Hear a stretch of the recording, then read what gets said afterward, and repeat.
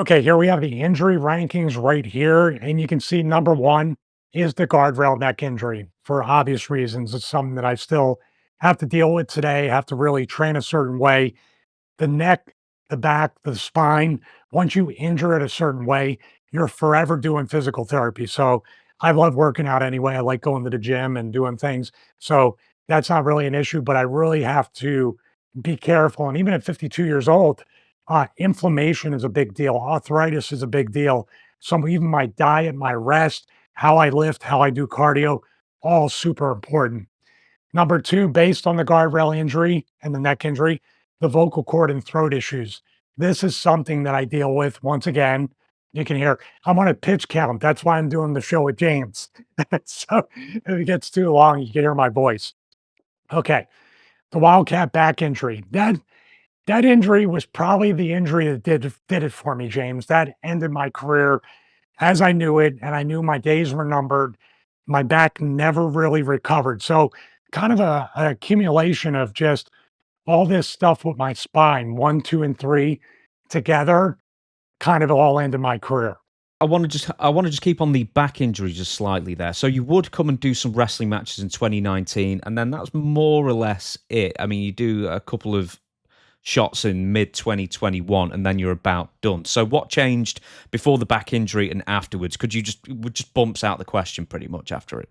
Well, it was always there. The reason why I continued to wrestle in 2019 was because Luke and PJ Hawks, very near and dear to my heart. They're like brothers to me. Obviously, Luke is, and PJ's his son. Luke wanted me to basically do a storyline, do an angle with PJ for a few months, teach him, bring him along, give him the tools to kind of springboard to the next level. And November 2nd, 2019, 1919, God, I'm not that old. Uh, November 2019, we had our final match, a hardcore match, and it was the biggest show of the year. And PJ hit me in the back of the head with a beer bottle, ended up pinning me. By the way, he turned 21 that day. And that's why I was like, we got to have a beer bottle finish. Just turned 21. That's how OCD I am, James. So I came back for one match after COVID against Chuck Divine, which I kind of not because of Chuck, but I don't count that. It was kind of like I just came back, did the match, kind of wanted to see how I felt, not only about wrestling, taking bumps, but the travel, staying in a hotel, the schedule, being away from home. I just had a threshold where I was done. I didn't want the wrestling's one thing, but the recovery time, the travel, the schedule, getting away from my fitness business was doing pretty good, and it just wasn't worth it anymore. So, does that kinda answer the Yeah, question? absolutely. The very last match of your career, by the way, was a 31-man Rumble Jack, which was for just Rumble Jack events in Canton, Georgia. That was your last ever match on record, 2021. Oh, that I remember that. Yeah, it was like a special kinda sponsored entry. By the way, that ring probably, made up the mind for me. We were talking about rings last week, boxing rings, like tarp, stuff like that was the ring I wrestled in. So it was, man, you remember more than I do about that. Battle Royals doesn't really Oh no, count. I'm staring at your cage match page. That's why I You know know. what's funny about that battle royal? My ego. My wife was like, "What is wrong with you?" Because I was like, "Wouldn't it be cool if I was one of the first 2 kinda like the Rumble?" No. Mhm. No, no, no. That's a big mistake. I should have been number 30. Number 30 and eliminated first. I was number 2, and everybody who came in after that, well, I would do the same thing. If like Brett or Sean are in a battle royal, who am I going to pair up with? So everybody that came into the ring just started because they just like, I'm not gonna get a chance to do this ever again. So, man, I got my ass handed to me in that match. All right, number 4, Heidenreich matches. That goes without saying. It just some people have chemistry with another guy. Some people, every time you get in the ring, you're getting hurt. That was Heidenreich. Number 5, the Jones fracture and the surgery. A Jones fracture is a specific type of fracture that occurs in the fifth metatarsal bone of the foot near the base and causes difficulty walking and pain with any activity that involves putting weight on the foot. With or without surgery, depending on the severity of the fracture, healing can take anywhere between 6 weeks up to 6 months. Like I said before, this took longer to come back from than my neck surgery. The edge of the foot, the screw in the foot, the Jones fracture itself is a really tough injury to come back from, and the surgery is it's no joke, dude. You don't even know how many bones you have in your feet and toes or the fingers or the hands until you have to use them. Man, it hurt like hell. It was bad. Number 6, the Polish hammer, just because of the surgeries, the dental work, and everything I had to do, especially go back to OVW, get my conditioning back. Uh, Sandman 1997 matches. So I have Heidenreich in the 2000s and Sandman in the 90s. So I've covered 2 centuries of my albatrosses in professional wrestling, and Sandman was definitely it. So number 8, the collapsed lung from the lung biopsy, man, that was a new feeling. That was a brand new feeling, and once again, you don't know how much your lungs work until they're Mm. not really working that well.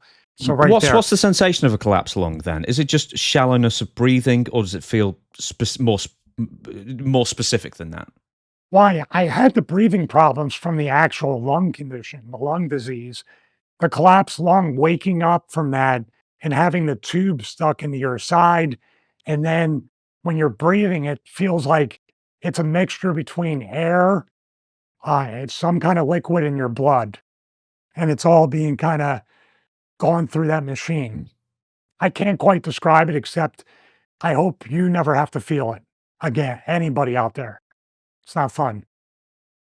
So, the next one is the torn PCL. I put it way down, it's annoying, but it's not, like, career ending, and it's not so debilitating, it's just annoying. You do a little limp, like a little duck walk from time to time. So how's that for a visual? The posterior cruciate ligament, along with the ACL, is one of the key ligaments that stabilize the knee joint. It connects the thigh bone to the shin bone and prevents the tibia from moving backwards relative to the femur. Lower grade tears can be treated with rest, ice, and compression, and recovery time can take between 2 and 3 months. A complete tear will most likely require surgery and will keep an athlete out of competing for at the very least 6 months and sometimes up to a year, providing that they have properly rehabbed the injury. Number 10, and I would say this could be number 1 if it gets past a certain threshold, concussions. I just had to put them in there because they were something I worry about and something I try to keep my mind sharp. Stuff like this, the production, working with you and Chris, doing different things. I try to keep my mind as sharp as I can because it's such a mystery. Like you said, you have bad recall or no recall on when you even got the concussions. Right, so I'm very, very glad that you mentioned concussions. It can go from number 10 to number 1 on the list, depending on what it is. So, what in wrestling do you find is most likely to cause a concussion? Because we're going to talk about chair shots and stuff like that in the future, which seems to be almost a byword for a guaranteed, head injury these days. And thankfully, for the most part, they're cut out. Although that's going to come up in a second as well. But what causes concussions most in your experience? Well, that's a huge mystery because if you watch the documentary League of Denial about the NFL, they've reclassified concussions over time. Before it was, stages of just getting your bell rung, getting your clock cleaned, anything but a concussion. Now in 2024, like especially with football, they say it's like being in like 1,000 car crashes during a game. There's micro concussions, mini concussions, there's grades of concussions.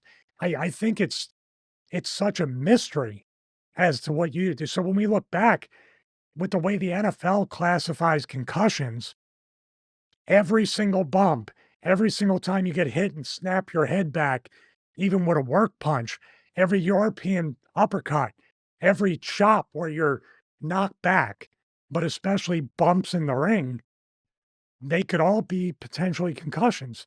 You don't now have to, and we can look at Brett Favre.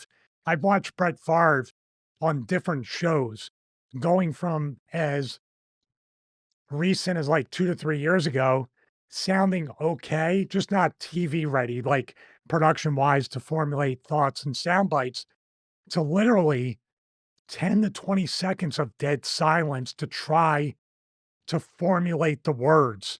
You see the degradation of Brett Favre and other people that played, or even boxers. I saw a boxer, they spoke to him, he was an MMA guy that went to boxing. 2014, the interview lady was like, "Hey, you took a lot of shots to the head and he seemed to do a lot of damage. Are you feeling any of that?" And he's like, "No, no, no." And he's talking mile a minute, blah, blah, blah. They go 10 years later, it's like Brett Favre. He cannot even formulate 6 words. And they're literally asking him, "How do you feel?" And he can't like formulate those words. So I really fear for the future now. Say, well, we pick on it all the time, but the people in AEW that have taken some major, major concussions that have been apparent, completely blacked out cold, not just a little like, oh man, I got a little ringing in my ears, I got a headache, or any of that stuff. But the people that blacked out, I feel like, man, I hope you're going to be okay because we don't quite know. So back when I wrestled and those injuries that we saw on the whiteboard, really nothing was a concussion. Now everything could potentially be classified as a form of a concussion.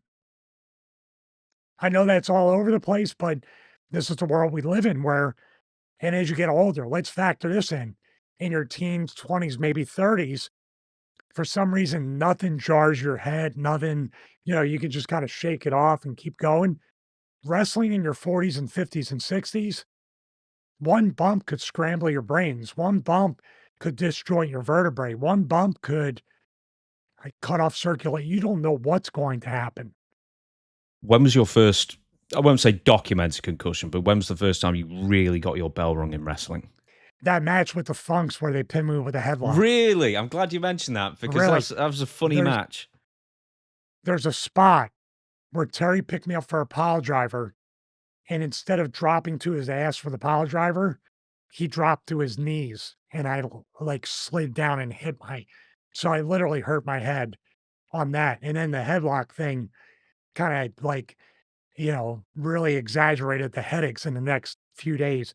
But I remember my bell was wrong. I couldn't see. I had blurry vision for about a week. It was pretty bad. Now, this might be a controversial question, but do you think chair shots to the head are overblown as far as being a main contributor to concussions? Because as we know, I think after the Chris Benoit thing, and also Linda McMahon running for Senate, I think, whatever she was running for in 2008, they really tried to clean up WWE, make it PG, and chair shots were just thrown out to the head, completely thrown out pretty much. In your experience, is that just almost a guaranteed concussion? Are they slightly demonized? Where do you fall on the debate? No, I think you err on the side of caution. You're talking about an unprotected chair shot to the head, and obviously adrenaline, live TV or pay-per-view, and you need to swing it like you hate this person and you want to give them a concussion. There's no room for working. I would dare say a chair shot to the back with the whiplash of you selling back with your neck and your head. It's literally most concussions, like you talked about, you got hit, but you got put back and your brain hit the front of your skull. Who cares? Same thing. If you're coming down with a chair shot here and you're being like Barney Rubbled with a chair shot over the head, then the brain's going to hit the skull this way. So I think everything's a potential concussion. I mean, then again, we all know what now in these days. Back then, we kind of knew what we were getting into as far as injuries, pain, what you're going to encounter. But as far as CT, post concussion syndrome, today I really do fear for the people because it's a lot more physical in a lot of ways than it was back then. I want to bring to your attention, not that you don't know this tweet exists, by Corey Graves. So this was in response to Jack Perry taking an unprotected chair shot to the head. Was it, I don't know, a week or two or a couple of weeks ago on AEW television? Was it Not Battle of the Belts. Was it the 250th Yeah, show yeah, I or think it was something? something like that. Anyway, Corey Graves says this. This is not meant to sound judgmental or incite us versus them or question anybody's passion or talent or intentions. This is just coming from a guy whose career ended from a few too many accidental headshots. The art, in capital letters, of this business is protecting ourselves and each other. Trust me, the gaps in memory are not worth it. I promise. So for the first time in a long time, seen an unprotected chair shot. Jack Perry's taken it. He's got form for doing stuff that maybe other people have told him not to do or advised him against. With the it's real glass Crimea River kind of thing. What do you think of Corey's words there? Very cautious. Now, he deleted that tweet, correct? Yeah. Why? Why would he do that? Now, I have the same question. Why would you? There was nothing wrong. There was everything right about that tweet. We live in a weird time where someone like Corey Graves, who experiences, and I've gotten a lot of flack for sharing my experiences and trying to help the next generation. He experienced it. It really legitimately ended his career. Thank God he had a second career, the commentary job, which dare I say it, he's more over doing that than he would have done wrestling. But he has to live every day with the memory loss, with maybe the mood swings, with all the stuff that we have to deal with on that. And he just tweeted, and it happened. I can't imagine, although I know it happened because it's AEW fans and AEW, and they just are very tribalistic with protecting anything that's done in AEW. And they're going to say the same thing to me. Well, you're an ECW. If you watch my work, only times I did that kind of stuff, and I didn't even want to do it then, was the climax of a storyline, a payoff. They finally got their hands on me. If I did that each and every week, James, my career would be over in a year because I'm not a tough guy. I'm not able to take that kind of punishment day in and day out. But we live in a strange world where Corey Graves benignly shares his experiences and offers a friendly warning. Embrace the art of pro wrestling. It's not supposed to be a shoot. Mhm. But then he deletes his tweet, which means they came for him. They got mad at him. It's like, get out of here, man. What are you talking about? When you talk about ECW and hard chair shots, the one that immediately springs to mind is the cage match. Were you in this match as well? I can't remember. I was part of it. This was the chair shot heard around the Yeah. world. Dreamer on Raven. They recreated it with Jack Perry and Mark Briscoe, Mhm. correct? So was this Ring of Honor or AEW? It's AEW Dynamite, July 24th. I've got it here. Okay. I mean, it's what it is. They wanted to recreate a moment. They wanted to pay tribute to Dreamer and Raven. It's a great callback on history. But then again, I've been around Dreamer and Raven. They are obviously feeling the effects of that and other types of concussions. I can tell. They can tell me all day long that they don't feel. I feel the effects. I try not to. I try to stay as sharp as I can. But man, I still have some stuff that happens. I have to write way more stuff down. I got the date wrong on my own injury. I thought it was 2008 as opposed to 2005. Innocent enough. But after 31 years of wrestling and all these concussions, I have to sit back and think, is it happening? It's always in the back of your head.